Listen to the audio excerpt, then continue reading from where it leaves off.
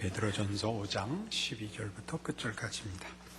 내가 신실한 형제로 아는 실로안으로 말미암아 너희에게 간단히 써서 권하고 이것이 하나님의 참된 은혜임을 증언하노니 너희는 이 은혜에 굳게 서라. 택하심을 함께 받은 바벨론에 있는 교회가 너희에게 문안하고 내 아들 마가도 그리하느니라. 너희는 사랑의 입맞춤으로 서로 문안하라. 그리스도 안에 있는 너희 모든 이에게 평강이 있을지어다. 이제 서신을 마무리하는 뭐라 그럽니까? 서신의 끝인데 중요한 결론이 하나 나옵니다. 12절에 있는 바와 같이 너희에게 간단히 써서 권하고 이것이 하나님의 참된 은혜임을 증언하노니 너희는 이 은혜에 굳게 서라. 무엇을 증언했죠? 고난을 감수하라. 이 증언입니다. 이것이 고난을 감수하는 것이 하나님의 참된 은혜임을 증언하노니 너희는 이 은혜에 굳게 서라. 봐요. 아무도 아멘 안 하지. 우리는 언제부터인가 예수를 믿으면 보이는 증거가 있다고 생각을 합니다. 그 보이는 증거라는 건 여기서 물질적인 것입니다. 세상적인 것이죠. 이기고 가지고 베푸는 것이라고 생각하죠. 우리는 섬기는 데 대해서 모르고 있습니다.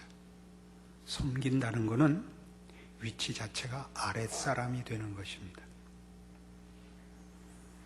우리는 신앙을 가지면 어쨌든 이 두 가지 증거 중에 하나는 있어야 된다고 믿고 있습니다. 내가 분명한 믿음을 행사하고 하나님 앞에 인정받고 있다는 증거, 외적인 증거와 내적인 증거가 있는데 그 둘 중에 최소한 하나는 있어야 된다고 믿죠. 외적 증거란 보이는 결과입니다. 내가 승리하고 예수를 믿는 그 이유로 세상이 만들어내는 자리보다 더 놀라운 자리에 가야 되는 것이 외적 증거일 것입니다. 나로 인하여 하나님을 아는 것과 예수를 믿고 사는 일들에 대한 많은 열매가 있어야 된다고 믿습니다. 어쨌든 이것이 외적 증거입니다. 이것이 더 중요하냐, 내적 증거가 더 중요하냐는 모르겠지만 어쨌든 내적 증거라는 것도 확인부터 합시다. 가슴에 영혼 깊은 곳에 하나님께서 인정하시는 충만한 확신이 넘쳐야 됩니다. 결론부터 얘기하자면 이 두 가지가 다 없을 수도 있다는 것이 베드로서가 우리에게 가르치는 하나님의 은혜에 대한 증언입니다. 어떻게 하시겠습니까? 외적인 증거가 없다면 내적인 증거가 있다든가, 물론 둘 다 있어야 정상이라고 우리는 생각합니다. 외적인 증거와 내적인 증거가 다 있어야 되죠. 그러나 외적인 증거는 보기보다 많지 않습니다. 그럼 최소한 내적인 증거가 있어야 되는데 내적인 증거도 사실은 드뭅니다. 신앙적인 크기, 신앙적인 높이, 깊이 그런 것 때문에 있고 없다고 우리는 늘 생각을 합니다. 그래서 이 확인을 위해서 과도한 신앙적인 집착을 가지게 됩니다. 더 많이 성경을 본다. 더 많이 기도를 한다. 가끔가다 발작적으로 많은 헌금을 해본다. 저희 교회는 그런 사람은 아직까지 없었습니다만은 이렇게 어떻게든 이 내적 확신만은, 내적 확인만은 놓칠 수 없는 것 아닙니까? 그렇지 않으면 우리가 우리의 신앙을 근본적으로 의심할 수밖에 없기 때문에 이 내적 증거는 너무나 필요합니다. 그러나 사실은 이 내적 증거가 어렵습니다. 우리가 하나님의 사람으로 살면서 하나님께서 나를 하나님의 자녀로 삼으셨으면 틀림없이 우리는, 그리고 예외 없이 우리는 분명히 하나님께서 함께 하시고 하나님이 나에게 베푸신 은혜가 나에게 적용된 것 같이 나에게서 머물지 않고 다른 영혼에 적용되며 그러기 위하여 나를 지나가는 나에게서 넘쳐나가는 일이 있을 수밖에 없다고 알고 있습니다. 그런데 그런 결과와 상관없이 이 넘쳐남에 대한 확인은 사실은 성도들에게 보편적이지 않습니다. 그래서 우리는 다른 식으로 확인하는 수밖에 없단 말입니다. 내가 하나님의 분명한 자녀이며 내가 가진 믿음이 하나님 앞에 인정받고 있다는 것을 스스로 확인하기 위하여 넘쳐나는 것이 아니라 쥐어짜는 방법을 쓸 수밖에 없습니다. 이런 일들 때문에 우리는 고난에 대하여 거의 부정적인 개념밖에 없습니다. 고난은 견뎌야 하는 것, 고난에 지지 말아야 하는 것, 고난을 극복해야 되는 것으로만 알고 있습니다. 그러나 지금 오늘 본문은 그 고난을 감수하는 것이 하나님의 참된 은혜임을 증언하는 이 서신의 결론을 맡고 있는 것입니다. 빌립보서 1장에 가면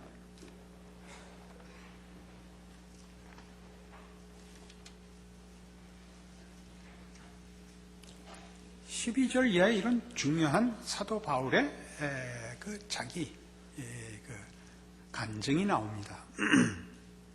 형제들아, 내가 당한 일이 도리어 복음 전파의 진전이 된 줄을 너희가 알기를 원하노라. 이러므로 나의 매임이 그리스도 안에서 모든 시위대 안과 그 밖의 모든 사람에게 나타났으니 형제 중 다수가 나의 매임으로 말미암아 주 안에서 신뢰함으로 겁없이 하나님의 말씀을 더욱 담대히 전하게 되었느니라. 어떤 이들은 투기와 분쟁으로, 어떤 이들은 착한 뜻으로 그리스도를 전파하나니 이들은 내가 복음을 변증하기 위하여 세우심을 받은 줄 알고 사랑으로 하나 그들은 나의 매임에 괴로움을 더하게 할 줄로 생각하여 순수하지 못하게 다툼으로 그리스도를 전파하느니라. 그러면 무엇이냐? 거칠애로 하나 참으로 하나 무슨 방도로 하든지 전파되는 것은 그리스도니 이로써 나는 기뻐하고 또한 기뻐하리라. 우리는 사도 바울의 이 고백을 늘 이렇게 이해합니다. 어떤 방해나 어떤 시련에도 불구하고 하나님의 뜻은 이루어진다. 제가 부정적으로 이 말을 시작했기 때문에 여러분이 그러면이라고 당연히 반문하셔야 됩니다. 반문해 보십시오. 그러면 뭐란 말입니까? 그게 아니면. 오늘 성경이 가르치는 것은 고난에도 불구하고 하나님은 일을 하신다가 아니라 하나님은 즐겨 고난으로 일하십니다. 고난은 부정적이지 않습니다. 고난으로 일하십니다. 우리는 가장 대표적인 예를 예수님 자신에서 봅니다. 그는 고난 받으러 오셨습니다. 자기를 비우고 아버지의 뜻을 따라 죽기까지 복종하셨으니 곧 십자가에 죽으심이라 라고 매번 외우면서 우리는 밤낮 하나님 어찌하여 나에게 십자가를 지으시나이까 라고 내 믿음이 모자랍니까? 라고 밤새워 기도하는 편견에 빠져 있는 셈입니다. 우리가 우리의 신앙을 확인할 때 지금 이렇게 고난으로 하나님이 일하신다라는 것은 사실 우리에게 깨우쳐야 할 성경이 가르치는 중요한 신앙에 대한 이해이지만 하나 짚고 넘어갈 것이 있습니다. 하나님이 나를 고난으로 쓰는 것인지 내가 부족하고 잘못되어 고난을 당하고 있는 것인지 내 믿음이 모자라는 것인지를 뭘로 구별하는가 하는 문제를 일단 짚고 넘어가야 됩니다. 그죠? 그렇지 않으면 무책임해지죠. 체념을 하든가. 이 일에 테레사 수녀가 아주 좋은 증언을 남기고 있습니다. 그의 서신들을 담은 책에 의하면 그는 평생을 하나님의 귀한 증인으로 살면서 가난한 이들을 위하여 평생을 바쳤으나 내적 충만함과는 거리가 먼 삶을 살았다고 고백한 것이 드러났습니다. 그는 놀랍니다. 내 믿음이 위선이냐, 거짓된 것이냐, 그런 질문을 자신에게 수도 없이 자문할 수밖에 없었습니다. 그가 확인한 방법이 뭔지 아십니까?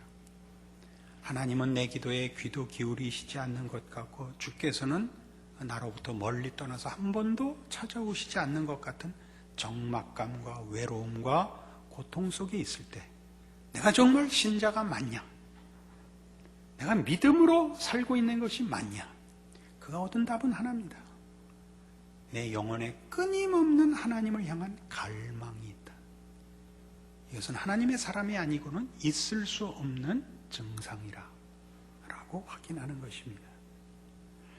여러분이 내가 이게 신자가 맞는가, 하나님이 나를 인정하시는가 라는 기준이 형통이라는 것으로 베풀 수 있는 가진 자로서 기준을 갖고 있는 이상 여러분은 늘 내 신앙이 하나님 앞에 연락된 것인가, 하나님이 내 인생을 써주시긴 하는 것인가, 내가 신자가 맞는가라는 자기 확인을 하느라고 여러분의 생애를 소진하게 됩니다.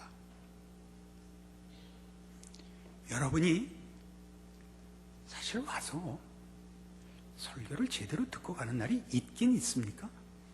사실은 거의 없습니다. 그거 제가 잘 압니다. 제가 한 설교를 그 내용대로 알아먹는 사람은 여태까지 3사람밖에 못 만나봤습니다.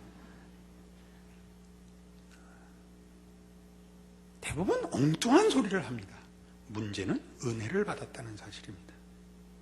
아마 설교는 하는 사람이 볼 때는 내어준 물 잔이었던 것 같습니다. 설교하는 자는 자기가 물을 담아내는 것이 아니라 담은 잔으로 기억을 하는 것 같습니다. 받은 사람은 잔을 기억하는 것이 아니라 물을 먹는 것입니다. 그러니까 설교하는 자가 늘 조심해야 되는 부분이죠. 내가 멋진 잔을 내었기 때문에, 그 잔을 정성스럽게 내어놨기 때문에 상대방이 은혜를 받았다고 생각하기 쉬운데 아닙니다. 우리는 물을 만들어내지 못합니다. 우리가 생수를 만들지 않습니다. 그 생수는 하나님만 허락하십니다. 그래서 늘 설교한 자와 들은 자가 서로 다른 초점과 다른 주장을 하고 있는 경우를 흔히 대합니다. 그것은 설교하는 자도 하나님이 썼다는 뜻이요, 설교를 듣는 자들도 본인의 이해나 본인의 관심과 본인의 기호를 뛰어넘는 하나님의 개입이 있었다는 것을 우리가 확인하는 부분입니다. 우리의 영혼에 하나님을 향한 갈망이 있다는 것은 우리가 그 생수를 받지 않는 이상 아무리 멋진 잔을 나열한다고 해도 만족할 수 없다는 것이죠. 그것이 여러분을 이 수요일 저녁에도 교회로 나오게 하는 것입니다. 여러분이 기대하고 관심을 가지는 것과 상관없는 설교에도 은혜를 받는 이유고, 심지어 졸다가 가도 은혜를 받는 이유입니다. 물냄새라도 맡고 가는 것입니다. 그래서 사실 믿음의 보상은, 또는 믿음의 확인은 바로 이 문제, 하나님과 예수 그리스도 안에서 허락된 모든 생명과 진리에 대한 영혼의 갈증이 있는가 하는 것으로만 확인해야 옳습니다. 물론 우리는 듣기만 하지 말고 실천하는 자야 되고, 그 말씀을 자기와 자기 삶의 인격에 적용해야 옳습니다. 그러나 이런 윤리적인 시각 때문에 우리는 늘 내적 성찰과 내적 자기 비판에 훨씬 몰두하고, 하나님이 나라는 존재와 내 인생을 통하여 일하신다는 사실을 과소평가하게 만듭니다.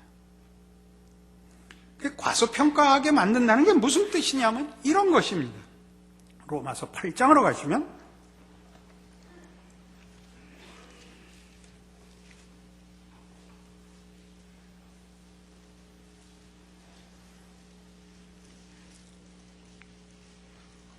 로마서 8장 14절입니다. 무릇 하나님의 영으로 인도함을 받는 사람은 곧 하나님의 아들이라. 너희는 다시 무서워하는 종의 영을 받지 아니하고 양자의 영을 받았으므로 우리가 아빠 아버지라고 부르짖느니라. 성령이 친히 우리의 영과 더불어 우리가 하나님의 자녀인 것을 증언하시나니 자녀이면 또한 상속자 곧 하나님의 상속자요 그리스도와 함께한 상속자니 우리가 그와 함께 영광을 받기 위하여 고난도 함께 받아야 할 것이니라. 고난을 뭐와 비교하고 있죠? 그와 함께 영광을 받기 위하여 그와 함께 고난도 함께 받아야 한다고 적극적으로 소개하고 있습니다. 이걸 적극적으로 소개한다는 게 무슨 뜻인지 잠깐 이렇게 생각해 봅시다. 하나님은 우리를 사랑하십니다. 하나님이 우리를 사랑한다는 것을 우리는 그가 그 아들을 보내신 것으로 확인합니다. 그 아들을 보내셨다는 것은 그 아들이 우리의 처지에, 사랑이란 상대방을 이해하기 위한 최고의 성의를 말하는 것이죠. 상대방을 있는 그대로 끌어안으려는 최선의 그 성의를 사랑이라고 할 것입니다. 그래서 우리 고린도전서 13장에 있는 바와 같이 내가 천사의 말을 할지라도 사랑이 없으면 소리 나는 핸드폰과 울리는 꽹과리가 되고 그렇게 되는 거예요. 내가 내 몸을 불사르게 내어줄지라도 사랑이 없으면 내가 아무것도 아니옵니다. 자, 이걸 잘 보세요. 하나님이 그 아들을 주시는 것이 사랑이 아니라면 그건 아무것도 아니라고 하나님 스스로 그 아들을 주시면서 우리에게 지금 가르치시는 겁니다. 이건 사랑이다라고. 사랑이라는 건 뭐라고요? 상대방을 이해하고 끌어안기 위한 최고의 성의입니다. 하나님은 우리를 끌어안기 위하여 우리의 자리에 오시며 우리의 처지에 오시며 우리의 죄악된 처참함과 비참한 자리까지 기꺼이 들어오셔서 껴안으시는 겁니다. 그게 아니라면, 그게 사랑이 아니라면 하나님이 그 아들을 주셨다 할지라도 십자가에 못 박으셨다 할지라도 천사를 보내어 나팔을 부신다 할지라도 그건 소용없는 것입니다. 하나님이 그렇게 말씀하시는 겁니다. 하나님이 우리에게 하신 모든 것은 다 사랑 때문에 하신 것이고 그 사랑이라는 것은 하나님이 우리와 거리를 인정하시지 않는 찾아오심이라고 얘기합니다. 바로 그렇게 우리 보고 고난에 참여하려는 겁니다. 어떤 고난이요? 예수 그리스도께서 우리에게 찾아오신 그 사랑에 참여함으로 하나님이 우리를 찾아오신 그 사랑에 참여하여 예수 그리스도께서 우리를 찾아오신 그 찾아오심을 오는 세대 모든 땅끝까지 사람들에게 찾아가는 하나님의 사랑으로 하나님의 임재로 우리 보고 우리 인생과 존재를 살라고 초대하는 것이 고난입니다. 그래도 가져야겠습니까? 어느 쪽이나 다 하나님의 일하시는 방편입니다. 어느 것이 더 낫다고 얘기할 수는 없습니다. 하나님이 그 방법을 요구하셨는가가 문제이지 여유가 있고 높고 가지고 하는 것이 꼭 하나님의 방법이고 또는 가난하고 어렵고 아픈 것이 그 유일한 하나님의 방법이고는 없습니다. 그러나 우리는 지금 무슨 오해 속에 있느냐 하면 우리가 베푸는 자여야 된다는 것이 그래서 가져야 된다는 것으로 이해되고 있다는 사실입니다. 물론입니다. 우리는 가져야 합니다. 뭘 가져야죠? 하나님의 사랑과 그 사랑으로 주신 진리와 생명을 갖고 있어야 됩니다. 하나님이 이것을 우리에게 허락하기 위하여 예수께서 나의 자리에 찾아온 것처럼 나보고도 가라고 하는데 이거는 말하자면 지리적, 공간적 개념이 아니라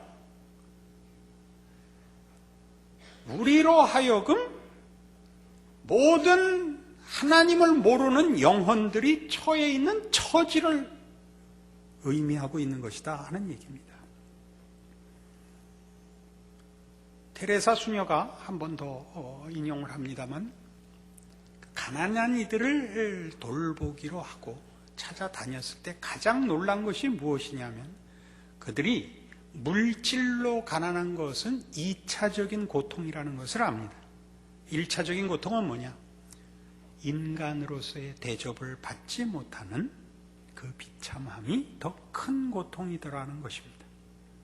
하나님이 왜 자신에게 이런 영적인, 내적인 고통을 주셨는가를 그가 아주 오랜 기간을 두고 고민하면서 이들의 인간으로서의 대접에 대하여 굶주려 있음에 대한 이해를 위하여 하나님이 당신에게 그런 고통을 주셨다라고 이해합니다. 그가 가난한 이들에게 가서 먹을 것을 주고 쉴 곳을 만들어주고 하는 것이 문제가 아니라, 그렇게 찾아감으로써 저들이 평생 처음 인간으로서 대접을 받았다는 기쁨과 만족감을 확인하는데 자신의 책임이 있었다는 것을, 하나님이 자신을 쓰시는 가장 중요한 이유가 있었다는 것을 증언하고 있습니다. 고난을 받는다는 것은 우리 쉽게 가난한 자들을 돌아보고 고통받는 자들을 위로하고 이런 차원에 머물지 않습니다. 우리는 구제에 너무 바쁩니다.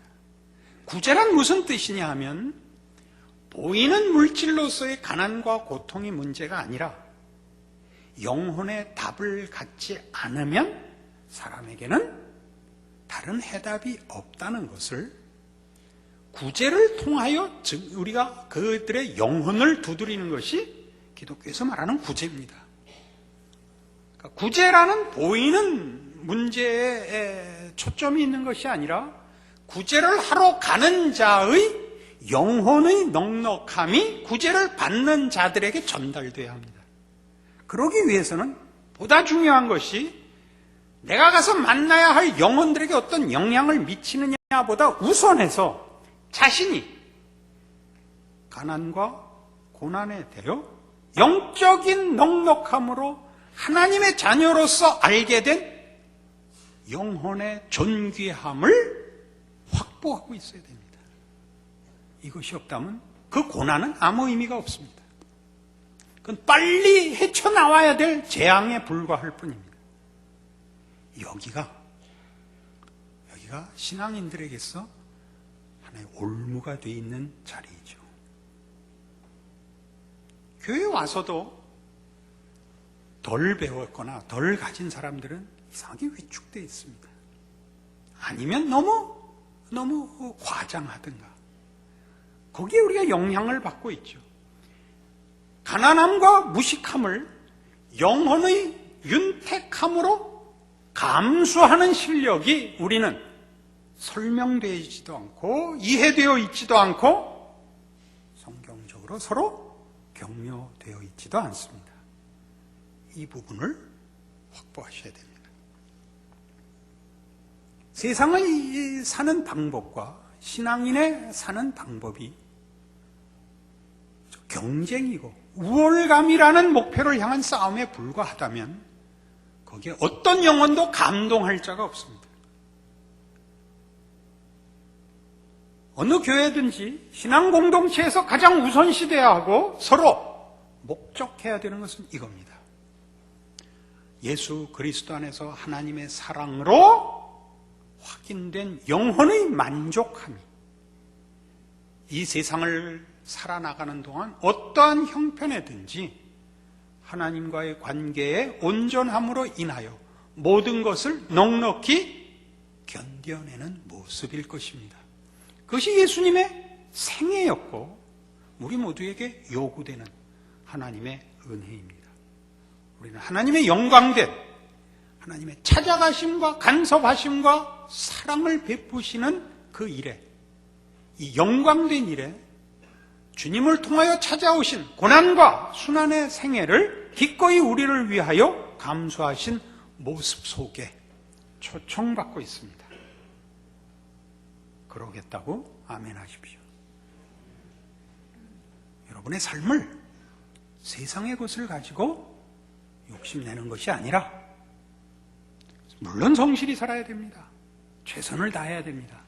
그러나 그것이 목표이거나 방법이 아니라 하나님의 사람이 가지는 정직과 근면과 성실과 그리고 영혼의 넉넉함으로 내가 살아야 하는 환경과 조건 속에서 이웃들 앞에서 하나님의 사람으로 사는 모든 일을 믿음으로 순종하리라 하는 고백으로 오늘의 이 말씀과 여러분의 생애를, 여러분의 삶의 원리를 묶으시기 바랍니다.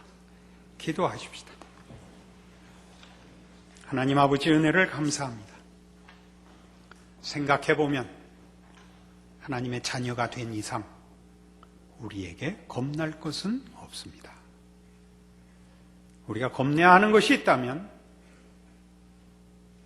그것은 언제나 시험입니다.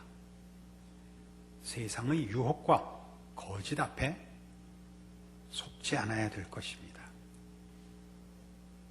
예수 그리스도 안에서 하나님이 유보하시거나 아끼시는 것 없습니다.